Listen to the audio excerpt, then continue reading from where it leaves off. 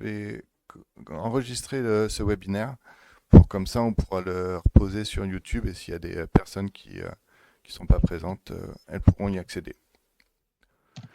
Donc l'idée de ce webinaire, en fait, on essaye d'améliorer notre com sur les releases et notamment sur les nouvelles features parce qu'on se rend compte qu'en fait, dans nos mails, alors on a amélioré on va dire le visuel des mails, mais que ce soit dans nos mails ou via nos vidéos YouTube, elles sont pas forcément lues et je pense que du coup certains clients passent à côté de features qui pourraient les intéresser. Donc l'idée c'est de faire un webinaire d'une demi-heure, une heure, où on va vous présenter l'ensemble des features sur notre environnement de démo.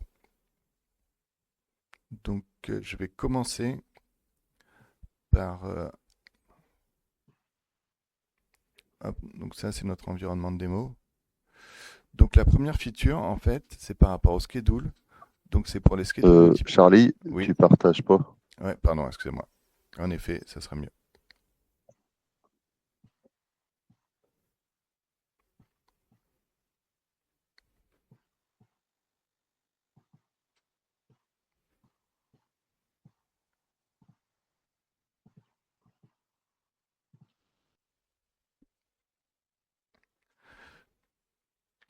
Donc la première feature, c'est par rapport au schedule et notamment les schedules de type table. Donc en effet, quand on saisit un schedule de type table, on doit en fait des fois caster et dire que le champ dans lequel on va insérer est de type DAP, est de type integer, est de type booléen ou est de type date. Donc maintenant en fait, on a fait un système qui va remplir automatiquement ces champs. Donc, je vais vous faire voir. Donc là, j'ai fait juste un select étoile sur notre table ADM Parameter. Donc c'est une table interne à Ganti, mais vous pouvez le faire sur l'ensemble de vos bases de données. Et quand vous choisissez du coup un schedule de type table, donc on va pour ce test-là intégrer dans ADM Parameter, parce qu'on sait qu'on a les mêmes colonnes. Et donc en fait, il va remplir directement vos colonnes et du coup, il va directement en fait remplir le type. Donc vous n'avez plus à le remplir manuellement, champ par champ. Donc je sais que IDKit utilise pas mal les schedules de type table et Auchan aussi un peu. Donc du coup, ça vous simplifiera la création des schedules de type table. On va rester sur ADM Parameter. Donc là, on va lancer le schedule, le contrôle, pardon. Et donc, on a rajouté, en fait, auparavant, on avait les filters qui permettaient, en fait, d'avoir tous les éléments. Désormais, en fait, donc on vous a laissé le filter, histoire que vous vous habituez, mais en fait, on a tout mis sous le nom des colonnes. Donc, sous le nom d'entête, en fait, vous avez vos différents éléments que vous pouvez sélectionner et ça va filtrer directement. Donc voilà. Donc l'idée, c'est petit à petit, en fait, c'est que vous vous habituez à ce nouveau système. Et en fait, dans une prochaine version, on enlèvera le filter pour vous signaler, du coup que vous passiez tous par comment dire, par le filtre sous la table.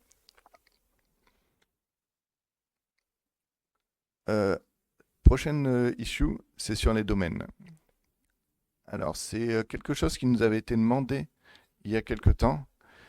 Et en fait, c'est la possibilité de saisir plusieurs valeurs dans les champs de formulaire. Donc pour cela, en fait, on a rajouté dans les champs de formulaire deux types qui sont un list of string type et un list of integer type. Donc la différence entre les deux, c'est que quand vous choisissez string, il va automatiquement mettre des simples cotes autour des valeurs que vous avez saisies. Donc si on exécute ce domaine, donc ici on va pouvoir ajouter plusieurs éléments.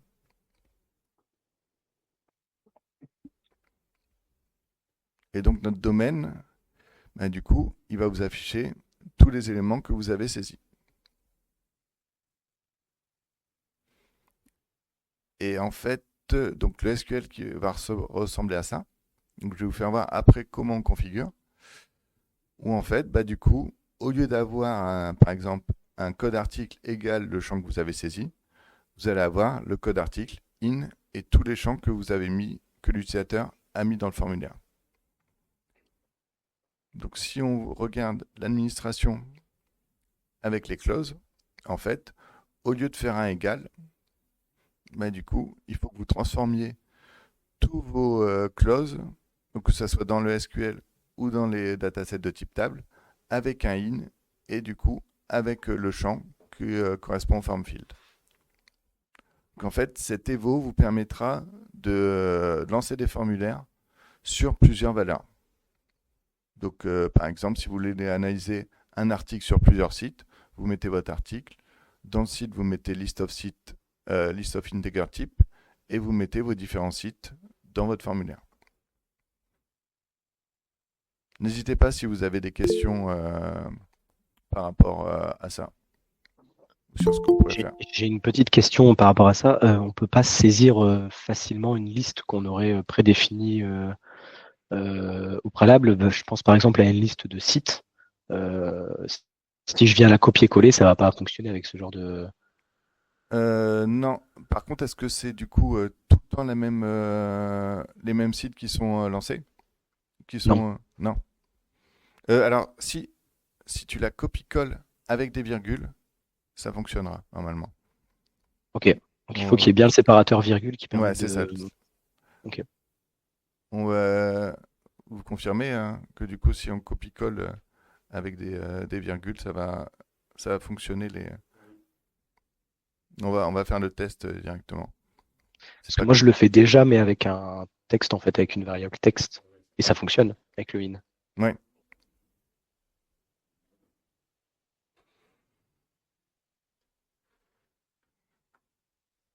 Non. C'est pas.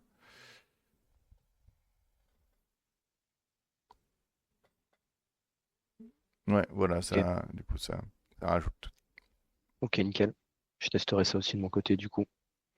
Ok, Ouais, il faut préparer sa liste avant. c'est ça, ouais.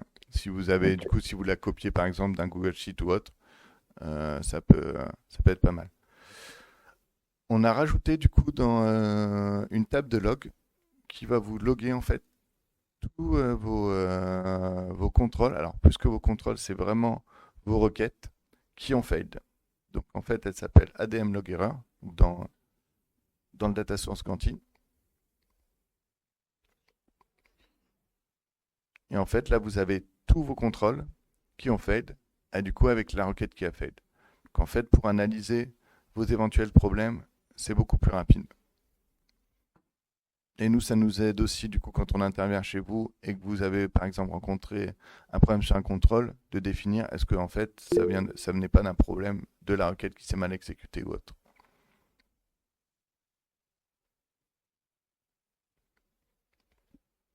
Alors, pour les utilisateurs de Ça Snowflake, log aussi, excusez-moi, ça ouais, log aussi également les problématiques d'envoi de mail.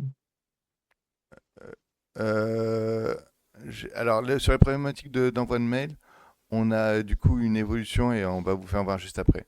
Mais ça a pas d'impact en fait. C'est pas ça qui va résoudre les problématiques d'envoi de mail. Ok. Euh,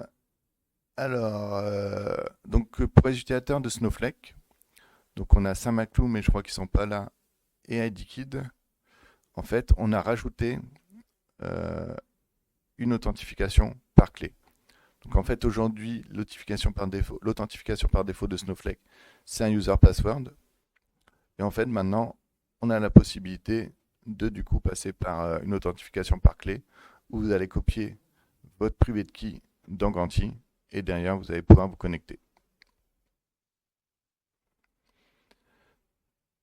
Euh, alors, le data manager, donc, on avait implémenté les tags sur les bridges. Donc, pour rappel, les tags, en fait, c'est des petits tags qu'on ajoute aux bases de données.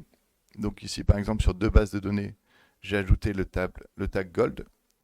Et en fait, ça te permet de cumuler, d'agréger toutes les data sources qui ont le même tag.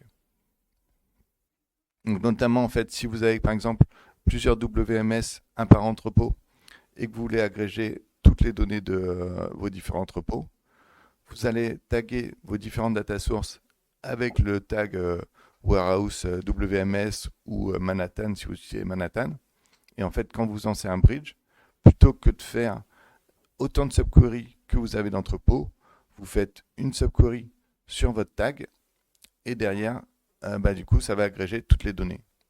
Donc on avait cette logique dans les bridges et en fait, on l'a aussi implémenté dans les domaines où désormais, alors je vais reprendre un.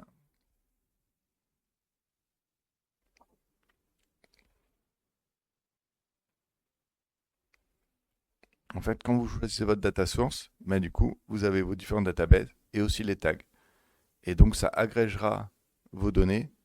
Par contre, il faut toujours passer par la saisie du form field filter, donc pour ceux qui connaissent sur les domaines, pour dire tel site saisi par un utilisateur correspond à telle data source. Mais en fait, on aura du coup une simplification au niveau des datasets où on aura pu à saisir l'ensemble des magasins ou des entrepôts, des WMS que vous avez. API. Donc ça, c'était une demande d'IDKid, mais qui potentiellement peut servir à d'autres. Alors, je ne vais pas rentrer dans le détail, je ne vais pas faire la configuration, mais je vais vous expliquer. En fait, on a des clients qui ont des API de type pagination. C'est-à-dire que quand ils appellent une API, ils n'ont pas l'ensemble des résultats de leur demande, mais ils ont par exemple les 10 premiers, avec notamment du coup une URL pour taper qui va nous donner les 10 suivants, et ainsi de suite jusqu'à la fin de tous les articles. Donc désormais, on peut agréger tous les articles en appelant simultanément du coup les différents, enfin pas simultanément l'un après l'autre, les différentes routes pour peupler et pour avoir l'entièreté des informations. Donc pour cela, on a rajouté un champ pagination de type. Donc on a deux types. En fait, le content range où justement les informations sont dans le header et le pager où en fait les informations de la prochaine route sont du coup données directement dans le résultat de l'API. Donc on est allé chez IDKid, on a vu pour le mettre en place. On va faire une petite évo aussi pour tous les clients qui passent par un API Manager. Un API Manager, par exemple, c'est Gravity. Parce que justement, on a une petite évo à faire quand on passe par un API Manager. Donc on a vu ça et on va délivrer cette évo dans la prochaine release. Mais si vous appelez une API externe de type pagination, vous pouvez aujourd'hui utiliser cette fonctionnalité. Ensuite, sur les mails, donc du coup, on a rencontré en fait un problème, on l'a vu chez Leroy Merlin et chez Auchan, où en fait le contrôle s'exécutait bien, était bien fait, mais au moment où on lançait le mail, en fait, le serveur mail était KO ou n'envoyait pas du coup correctement le mail. Donc ce qu'on a fait, c'est un système de retry où si une fois que le contrôle a été fait, qu'il nous a donné des résultats, si le mail est KO parce que il est indisponible à ce moment-là, on va réexécuter après 10 secondes, après 30 secondes, après 60 secondes. Vous pouvez modifier ces valeurs, vous pouvez en rajouter. Et en fait, on va du coup tester plusieurs fois pour s'assurer qu'en fait, il n'était pas indisponible à cette seconde-là, à ce moment-là, pour du coup lui demander de relancer. Donc c'était David, je crois, qui avait une remarque par rapport au schedule de type mail sur le sujet. Oui, donc la solution proposée, c'est en fait. C'est de relancer en fait, ouais. En fait, les problèmes qu'on a Ah oui, rencontrés mais la solution pour moi, elle est KO parce que à 7h ou 6h ou 5h le matin, je suis pas là derrière l'écran à surveiller ce qui se passe côté Ganti. Oui, J'ai d'autres actions à faire et je ne peux pas considérer, moi, relancer le mail. c'est pas toi qui va relancer le mail, c'est Ganti. En fait, il va lancer le mail, ça va être KO, parce que le Ouais. serveur est KO. il va réessayer 10 secondes après. D'accord. Ce matin, ça n'a pas fonctionné. Hier, ça n'a pas fonctionné. Avant-hier, ça n'a pas fonctionné. Ça n'a pas fonctionné depuis le 17. Alors, de quel contrôle tu parles?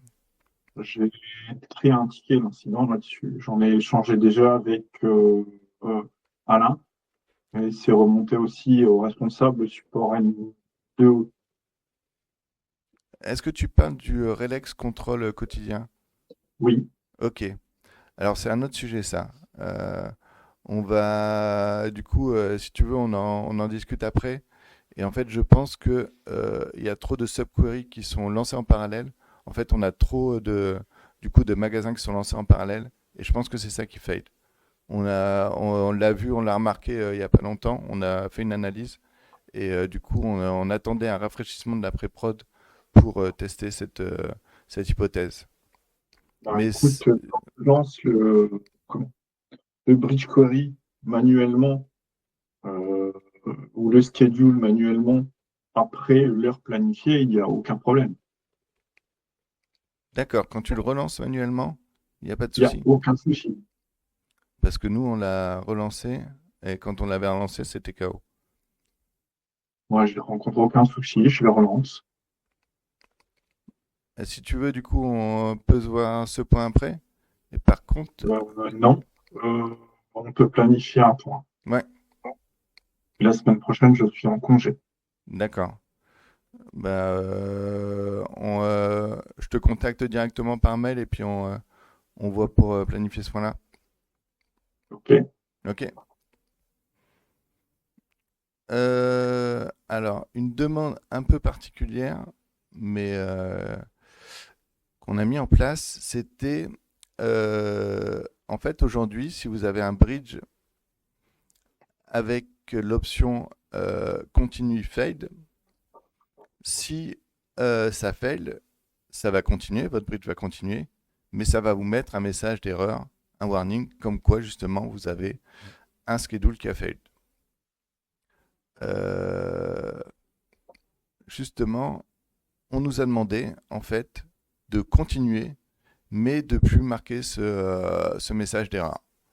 Donc du coup, on a rajouté une case à cocher, Ignore Warning Message, et donc si vous cochez ça, votre bridge va s'exécuter et vous allez avoir du coup un message d'erreur qui n'apparaîtra plus.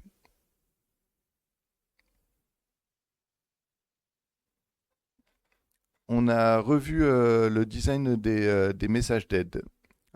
Alors, sur quoi je vais en trouver?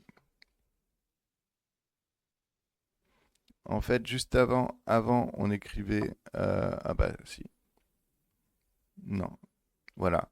Avant, en fait, on écrivait un message d'aide pour aider nos utilisateurs juste en dessous de la case. Maintenant, on a une petite bulle où du coup, on a le message qui est indiqué.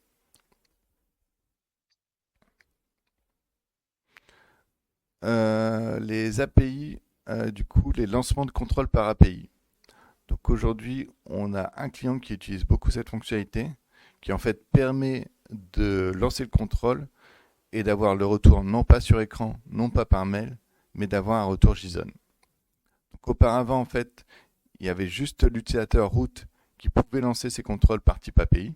Donc il fallait que l'utilisateur root ait accès à tous les contrôles pour pouvoir les lancer par API. Désormais, en fait, chaque personne peut générer une clé API et du coup lancer ses contrôles par API et d'avoir un retour JSON. Donc qu'il soit admin, super admin ou simple utilisateur, tout le monde peut générer une clé token et donc utiliser cette clé pour appeler un contrôle en API.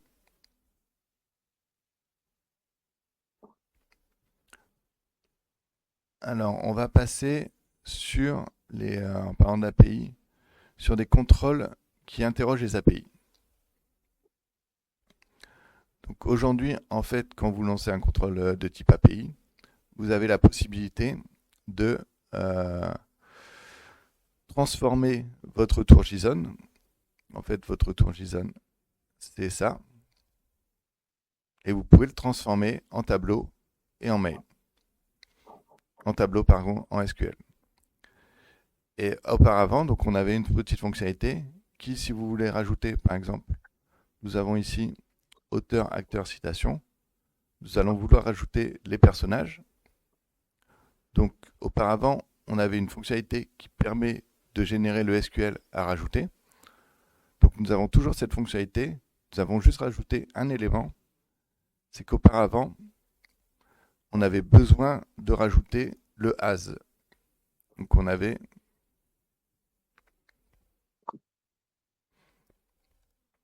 ça s'arrêtait là en fait.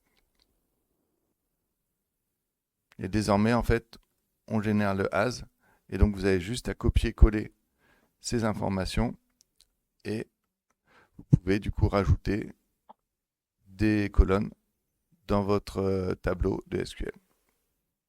Donc vous avez les personnages qui sont ajoutés. Ça simplifie en fait la construction du SQL pour requêter votre JSON. On a rajouté sur l'ensemble de nos écrans l'éditeur comment dire SQL qui permet de formater ou de mettre en uppercase vos différents éléments. Donc, désormais, vous l'avez aussi dans le query, dans les subqueries, dans la requête principale du bridge, où du coup, vous pouvez transformer directement, rapidement, tous vos éléments. On a aussi rajouté un petit copy. Si on retourne dans les bridges,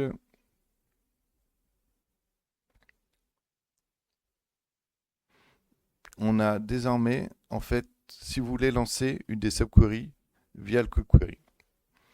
Donc vous avez cliqué là. Et en fait, la problématique qu'on avait avant, c'est que quand vous en lancez plusieurs, on avait query 1 ici, query 2, query 3. Ici, du coup, on a modifié pour remettre le nom du data source ainsi que le nom de la subquery.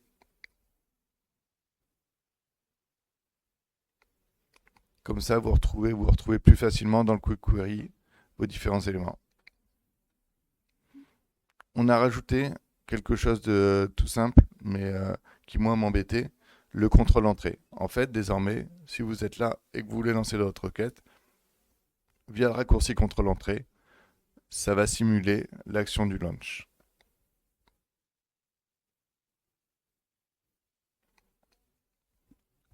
On a rajouté quelque chose. Donc quand vous créez une query,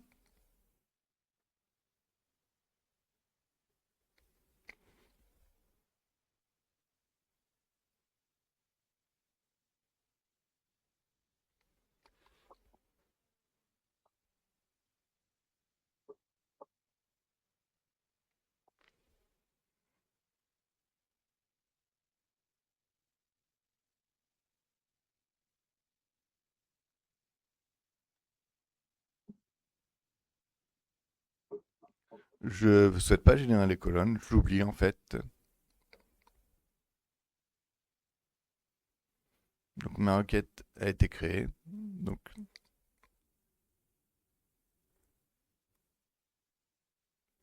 sans mes colonnes. Et au premier lancement, si les colonnes n'ont pas été créées,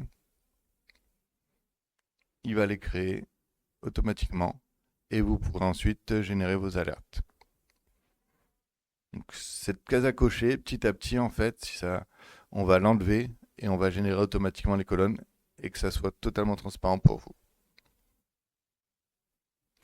Dans le menu, en fait, on a rajouté un petit ascenseur quand vous avez trop d'entrées pour simplifier le visuel. Pour les bases de données qui ne sont pas comment dire, encodées en UTF-8, on a rajouté un système. Donc en fait, si ce n'est pas encodé en UTF-8, potentiellement vos accents s'affichent mal. Donc on a ajouté un système où vous pouvez indiquer l'encoding de votre base de données et comme ça, nous, on est capable de transformer après en UTF-8 et d'afficher correctement vos accents.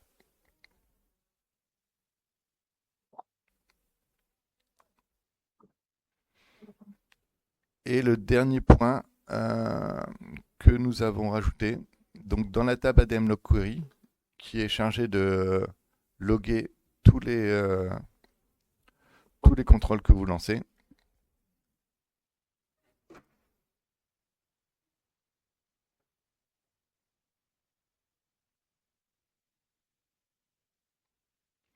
Nous avons rajouté deux champs.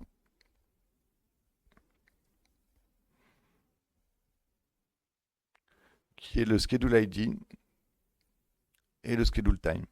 Donc en fait, on est capable, donc si c'est un contrôle qui a été lancé par schedule, on est capable de savoir à quel schedule il était rattaché et du coup à quelle heure il devait se lancer normalement. Ça, c'est pour ceux qui s'amusent. Alors, je sais que Saint-Maclou n'est pas là aujourd'hui, mais ils s'amusent beaucoup avec cette table pour avoir un peu des statistiques de leur contrôle et de leur lancement. Et donc, en fait, on peut refaire le lien directement, rapidement, avec le schedule qui a été planifié pour faire cela. Donc, voilà pour les évos qu'on a mis en place dans la 2410. Je ne sais pas si vous avez des questions ou des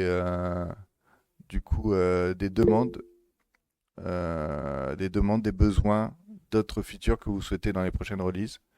On se dit que ce webinaire, ça peut être aussi l'occasion d'avoir cet échange avec vous pour que vous nous planifiez en fait les différents evos qu'on pourrait mettre dans les prochaines releases. Oui, Jérôme. Oui, de mon côté, c'est par rapport au schedule justement sur des contrôles où on a des paramètres, avoir la possibilité de définir plusieurs schedules avec des valeurs de paramètres différents, en fait, pouvoir justement indiquer une valeur de paramètre dans la définition du schedule. Parce que sinon il prend les valeurs par défaut en fait définies dans le paramètre et c'est pas forcément ça pourrait être bien de pouvoir définir différents schedules sur par exemple différents sites ou différents. Donc, si je comprends bien, en fait, tu as un contrôle avec un site par défaut, en paramètre. Oui. Et en fait, tu voudrais faire un schedule, autant de schedules que tu as de sites, pour l'envoyer à des différentes personnes. Et du coup, surcharger dans ce schedule la valeur du paramètre. La valeur du paramètre. Alors, c'est une très très bonne demande. On avait, alors, pour être transparent, et d'ailleurs, on voulait vous en parler à toi et Olivier. Olivier Fandrinois, du coup, de Saint-Maclou, a eu la même demande. On a travaillé dessus pour la mettre en place dans la prochaine release. Et en fait, on a remarqué que si on veut la mettre en place, il faut qu'on revoie tous nos fonctionnements de schedule. Il faut qu'on refasse tout le refacto de schedule. Je vais expliquer pourquoi. En fait, si vous avez plusieurs schedules à la même heure, un pour envoyer par mail, un pour remplir un Google Sheet, en fait, nous, on va exécuter le contrôle une seule fois. Et après, on va exécuter différentes actions du schedule, donc envoyer par mail ou peupler un Google Sheet, mais on ne va pas relancer le contrôle. Comme on lance ce contrôle qu'une seule fois, en fait, avant de faire le schedule, en gros, c'est comme si on exécutait le contrôle avant de faire le schedule, on ne peut pas aller récupérer du coup les informations du schedule. Donc, il faut qu'on revoie cette logique pour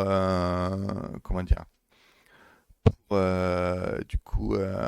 pouvoir gérer la fonction de surcharger en fait des paramètres dans le schedule.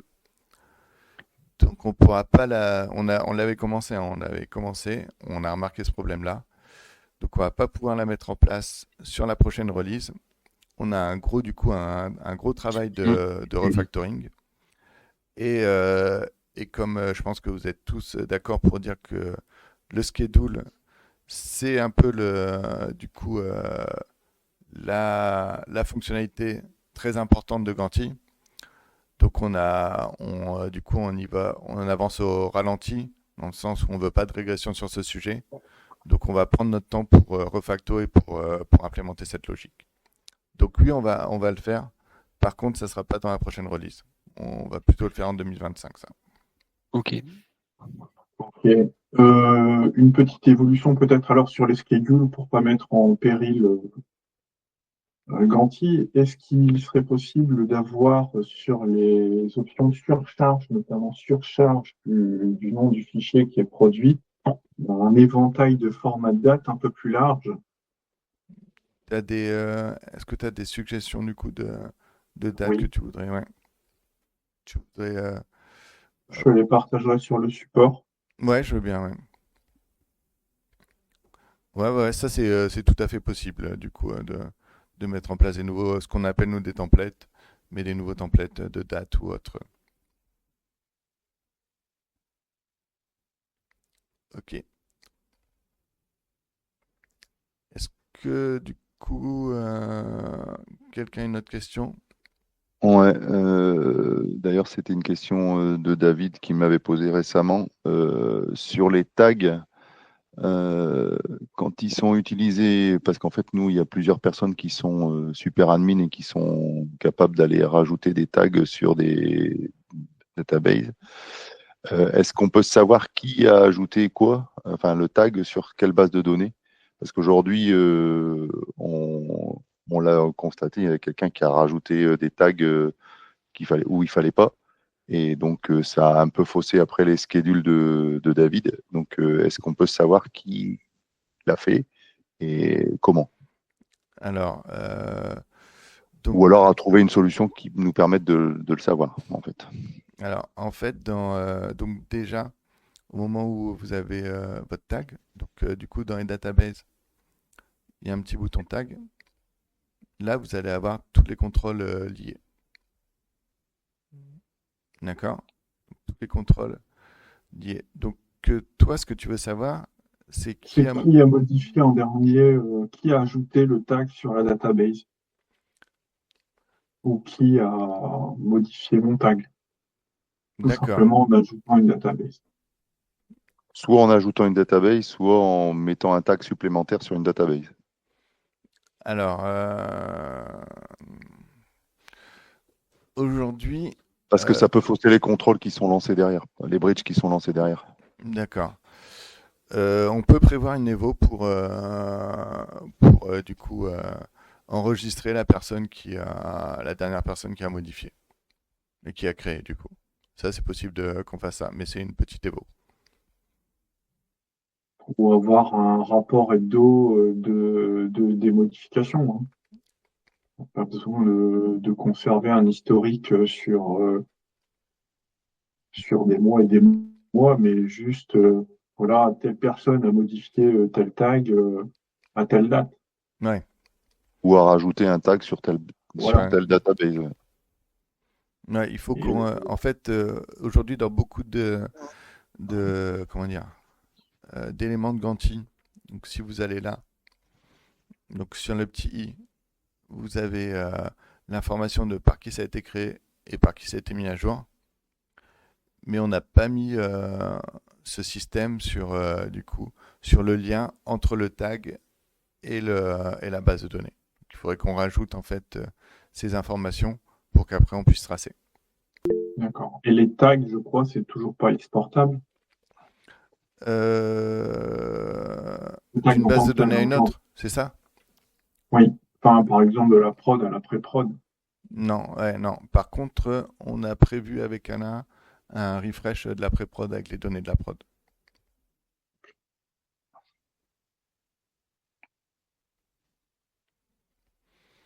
Ouais, Florian. J'ai une question par rapport au tag, mais c'est une question plus générale. En fait, effectivement, j'en avais entendu parler de cette histoire-là, mais je pense qu'il y a aussi un autre problème. En fait, c'est la possibilité que quelqu'un d'autre puisse modifier un bridge, une query, alors que c'est pas lui qui l'a créé. Est-ce qu'il y a quelque chose de prévu là-dessus sur plutôt la gestion des accès en fait et de la propriété de chaque utilisateur? Oui, alors la réponse est oui. Dans la prochaine release, en fait, on va autoriser à modifier ou supprimer un bridge seulement si la personne est admin et fait partie du groupe, du coup, qui a l'autorisation de le lancer. Ok. Donc, D'accord. Donc on pourra pas rentrer dans la configuration. d'un bridge si on n'est pas dans les groupes associés. Exactement. Alors, si tu pourras rentrer dans la configuration pour, par exemple, copier, imagine, tu as un bridge sur Topaz et en fait, tu as eu la requête, tu aimerais bien l'avoir pour la réutiliser dans un contrôle à toi. Tu es l'équipe promo, tu utilises aussi Topaz, mais tu fais pas partie de l'équipe Topaz. Mais ça t'intéresse en fait de savoir comment ils ont construit cette requête. Donc, tu pourras aller dedans, copier la requête à la main, mais tu pourras pas la modifier ou la supprimer. Donc en gros, le bouton save, le bouton supprimer sera désactivé et le bouton save, tu l'auras plus. Et est-ce que je pourrais modifier ce que moi j'appelle l'entête du bridge, c'est-à-dire la partie configuration où il y a la configuration de quel dashboard est rattaché, quel menu est rattaché, quelle équipe justement a le droit de l'utiliser? Non, Non? Ok. tu pourras pas modifier. Enfin, si tu fais pas partie de l'équipe, tu pourras pas modifier. Mais je pourrais le visualiser. Mais tu pourras le visualiser. Ok, nickel. Et ça, c'est prévu pour quand? La prochaine release qui va sortir en décembre. Ok, bah nickel. Merci. De rien. Est-ce que quelqu'un d'autre a une autre question? J'ai vu que Fatima a dû s'absenter. Je ne sais pas si elle est revenue.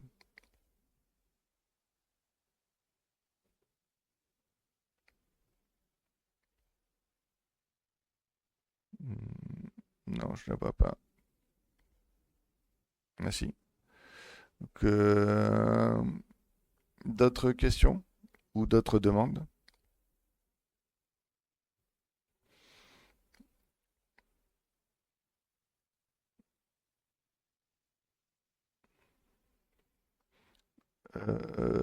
Ben, si vous n'avez pas d'autres demandes, on va mettre fin à ce webinaire. David, je te propose qu'on se contacte du coup en direct pour ton problème sur ton bridge. Oui, on va se planifier un point. Là, ça va pas être possible. J'ai une autre urgence à traiter. Ouais, Donc, je t'enverrai un mail pour prendre un rendez-vous en call, si ça te va. ouais. Normalement, dans mon mail, je sais pas si tu l'as, mais je te le renverrai. Il y a du coup un petit, hop, un petit lien sur le Google Calendar où du coup tu peux voir mes dispos et planifier. Ouais, ok, d'accord. Ok. Et ben, je vous remercie pour votre présence et pour vos questions et suggestions. Et n'hésitez pas du coup à nous contacter si entre-temps vous avez des idées ou des demandes d'Evo. N'hésitez pas, on est très preneur de vos idées, on fait évoluer le produit avec vos besoins plutôt que dans notre tour d'ivoire où ça viendrait tout de nous. Donc n'hésitez pas. Je vous remercie. Merci. Merci à vous. Merci. Au revoir. Au revoir. Au revoir. Merci. Bonne journée. Bonne journée.